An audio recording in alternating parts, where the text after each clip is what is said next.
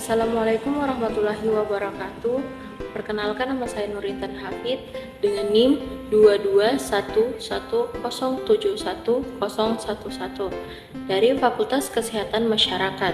Materi saya ialah tentang sistem pernapasan pada manusia.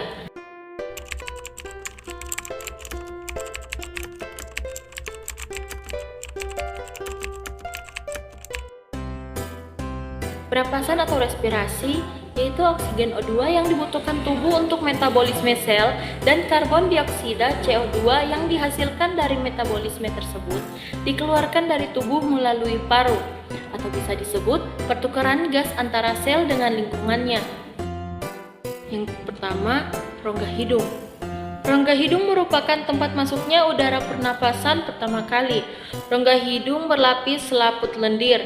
Di dalamnya terdapat kelenjar minyak atau bisa disebut juga kelenjar sebasea dan kelenjar keringat atau bisa juga disebut kelenjar sudorifera.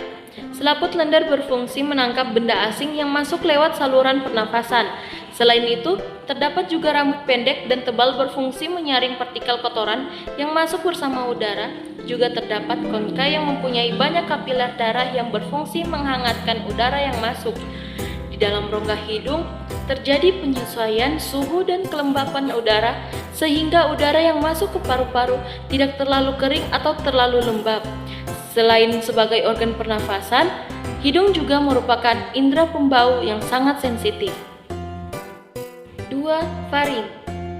Faring merupakan persimpangan antara saluran makanan atau esofagus dan saluran respirasi atau trakea. 3 bagian faring. Yang pertama, nasofaring, daerah faring yang membuka ke arah rongga hidung.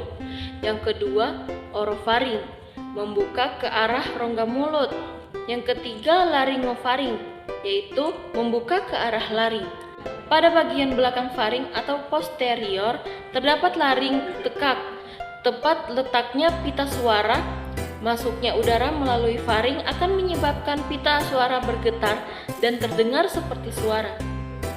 Makan sambil berbicara dapat mengakibatkan makanan masuk ke saluran pernafasan karena saluran pernafasan pada saat tersebut sedang terbuka.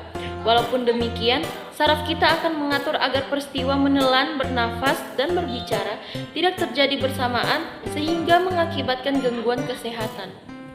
Ketiga, laring. Laring terletak di bawah faring dan merupakan pangkal tenggorok tersusun oleh tulang rawan. Fungsinya menyalurkan udara dari faring ke trakea. Terdapat glotis atau bagian atas laring.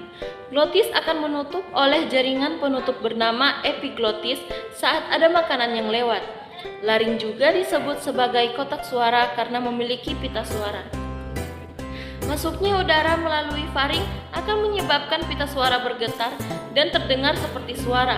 Laring berperan untuk membentuk suara dan untuk melindungi jalan nafas terhadap masuknya makanan dan cairan. Laring dapat tersumbat antara lain oleh benda asing seperti gumpalan makanan atau infeksi, misalnya infeksi dan tumor. Yang keempat, trakea. Tenggorokan berupa pipa yang panjangnya kurang lebih 10 cm, terletak sebagian di leher dan sebagian di rongga dada atau torak. Dinding tenggorokan tipis dan kaku, dikelilingi oleh cincin tulang rawan dan pada bagian dalam rongga bersilia. Silia-silia ini berfungsi menyaring benda-benda asing yang masuk ke saluran pernafasan. Trakea ini terdiri dari 3 lapis. Yang pertama, lapisan luar terdiri atas jaringan ikat. Yang kedua, lapisan tengah terdiri atas otot polos dan cincin tulang rawan. Yang ketiga, lapisan terdalam terdiri atas jaringan epitel bersilia yang menghasilkan banyak lendir yang berfungsi untuk menangkap benda-benda asing yang akan masuk ke paru-paru bersama udara pernapasan. Yang kelima, bronkus.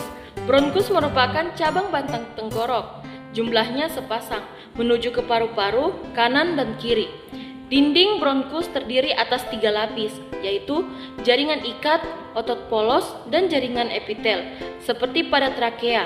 Perbedaannya adalah bahwa dinding trakea jauh lebih tebal dan cincin tulang rawan pada bronkus tidak berbentuk lingkar sempurna. Struktur lapisan Mukosa bronkus sama dengan trakea, hanya tulang rawan bronkus bentuknya tidak teratur dan pada bagian bronkus yang lebih besar cincin tulang rawannya melingkari lumen dengan sempurna. Bronkus bercabang-cabang lagi menjadi bronkiolus. Yang keenam, bronkiolus. Bronkiolus adalah percabangan kecil-kecil dari bronkus. Sel-sel epitel bersilia pada bronkiolus, berupa menjadi sisik epitel. Pada bronkiolus ini sudah tidak terdapat cincin tulang rawan. Bronkiolus akan berakhir pada alveolus. Yang ketujuh, paru-paru dan alveolus. Paru-paru manusia berjumlah sepasang kanan dan kiri. Paru-paru ada dua bagian, yaitu paru-paru kanan pulmodexter yang terdiri atas 3 lobus dan paru-paru kiri pulmosinister yang terdiri atas 2 lobus. Paru-paru dibungkus oleh 2 selaput yang tipis, disebut pleura. Selaput bagian dalam yang langsung menyelaputi paru-paru disebut pleura dalam atau bisa disebut pleura visceralis. Dan selaput yang menyelaputi rongga dada yang bersebelahan dengan tulang rusuk disebut pleura luar atau pleura parietalis.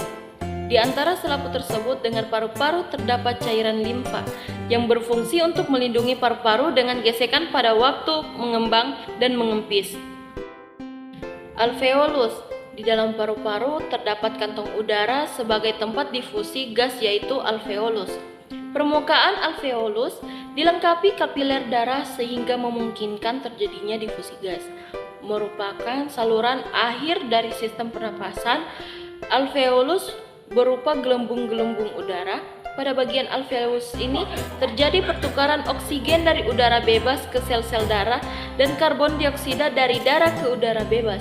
Pertukaran ini terjadi secara difusi yang berhubungan dengan kapiler-kapiler darah. Pada paru-paru terdapat kurang lebih 3.000 juta alveolus.